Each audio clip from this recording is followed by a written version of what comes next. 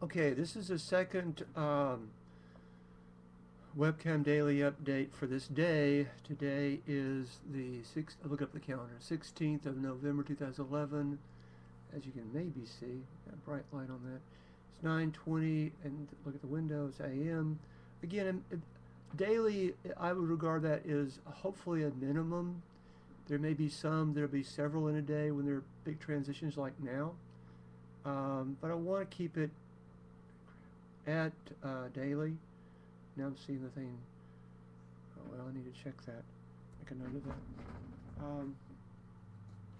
I see my audio levels jumping up on this. I did not see it jumping up on the last. I'm going to make myself a note to check that.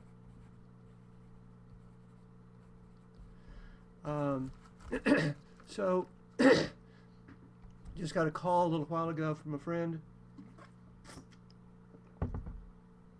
Learned that I was terminated at the seminary 2 days ago, and praying for me. A lot of people praying for me. I'm really thankful. So this is a way, like I said on the first one, to keep in touch with people, help them to know what to pray about, and to know me. We're back to that book that I'm starting to read. I really strongly recommend is this book here by Penny Power, Know Me, Like Me, Follow Me. And what she says is that in this economy, this internet economy, it's not about selling here, buy this, buy this, buy this, looky, looky, looky. Here's here's some water. You need some water. Drink some water. Buy my water. Here's your price right now. It's on sale. Hurry. That didn't work. Didn't work online. Didn't work well offline. What works? People to know you, to like you, and to follow you. So this is how you know me. You might like me. A lot of people like me. I'm a pretty likable guy. I'm not bragging. I mean, that's just a fact. I like people. People like me. I value friendship very, very highly. That's just a fact. Um, and now this time I got some notes I'm kind of looking at. I'm gonna try to keep this at 3 to 5 minutes. Like I said, transitioning. I'm looking at my notes here. I'm learning how to best work at home alone. I've had times before when I've been at home for um, intervals, days, week, long days or whatever. But this is typically before I would have gone. My job was 30 hours, about 30 hours a week at the seminary, and I would also go there to work on projects when it wasn't necessarily on the clock, because I found that this house was not really suited to productivity. It was full of distractions. The bed, refrigerator, watching YouTube. I still could watch YouTube there, and I would, but it was hard for me to concentrate and be productive here, so I'd go there to be productive. Well, there's a clause in the letter of termination that's around here somewhere, that says you can't, because you're terminated, you can't come back to campus without talking to police first. Well, I'm not going to call campus police every time I go there. So we're going to negotiate, see if I go in there, but still won't be able, I don't know. We'll see how that works out in the future. I would like to go to the library to check out materials and go to the cafe to meet with people. Um, but I need to learn how to work at home. And that includes my scheduling, because, I mean, imagine it's like being laid off. Okay, I mean, people who have been laid off or been fired or retired could relate to me now. All of a sudden, you had a structured life, now you have no structure. Boom. Blank slate. Wide open calendar. Email somebody the other day, says I'd like to meet with you. Obviously now I'm totally flexible. Any time will fit my calendar. I don't have any commitments, for gosh sakes. Let's meet. Um, Now, I know myself that I'm pretty workaholic. These are really good eye drops. You see this product here. Recommended by my eye doctor, my eyeglasses doctor. Really good eye drops. Some of the eyes get dry.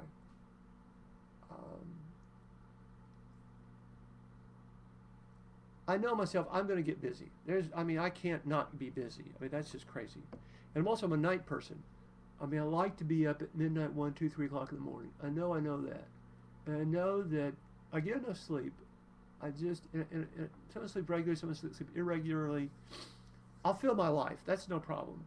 But is it going to be a filling that is useful and helpful and productive. I'm at 5 minutes, by God. Maybe we'll make this a long one. What the heck? So my point is, I'm single, I live alone. No wife, no kids, no dog. So how do I weave these things in my days and nights? There's no one to set my agenda. It's just me. It's a huge responsibility. It's much freedom. I need to balance the long term and the short term, the temporal and the eternal. Find the rhythms that work best for me. Slice up my day and week and month and quarter and year. I do have that kind of a mindset, that kind of a CEO, executive mindset that thinks in. I've already sent out a weekly prayer request, a monthly benchmark report. I used to have a quarterly newsletter that I did for a while, then I got sidetracked. But I do pretty regularly have a monthly benchmark report. And I'm learning to pioneer working. Look at my notes. Learning to pioneer working at home alone as independent. And this is the future for many people from now on. I mean, the workplace has shifted enormously. I'm not going to look for a job, and that freaks out some people. Let me just say real briefly. I said more detailed elsewhere. My brother's was laid off 4 years ago. He had not found a job. I have no idea how he pays his bills. He got foreclosed on, screwed up his credit, almost been evicted, might be evicted next month. I have no idea how he's making it. He's got no job. He's constantly looking for jobs and trying to do businesses online. That man knows way more about business online than I ever will. He's been studying for years and years and years. A very creative, hardworking guy, and he's not making it. So, what God's put in my life is a vision for ministry.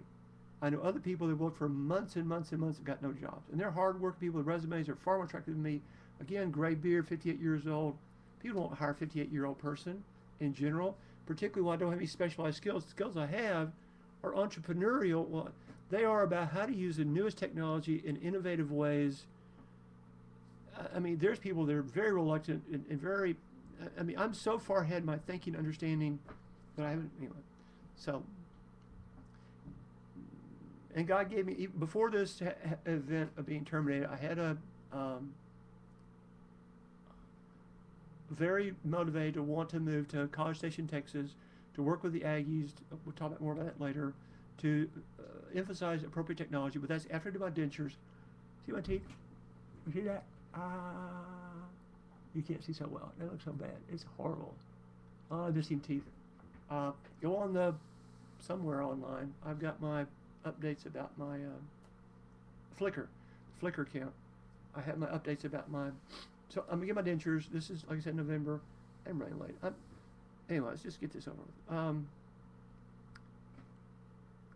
at 8 minutes. I wish. Anyway, this is what this is. This is just laying the groundwork so I can move on. So that hopefully each day I can say, "Hi, this is John.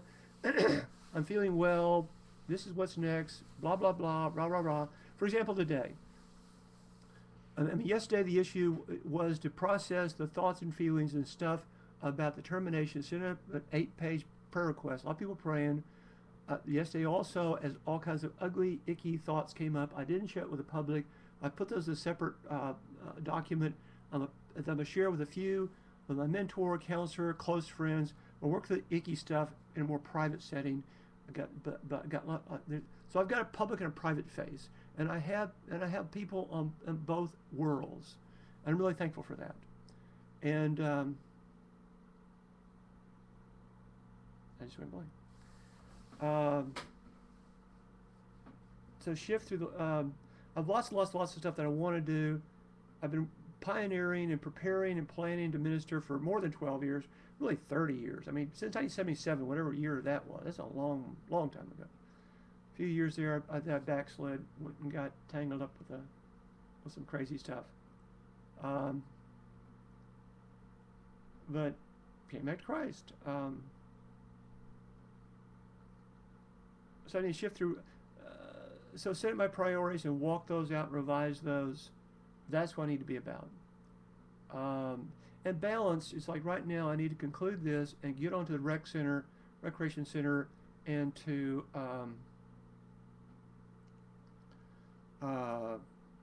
they have a class there, stretching, flexing, and toning.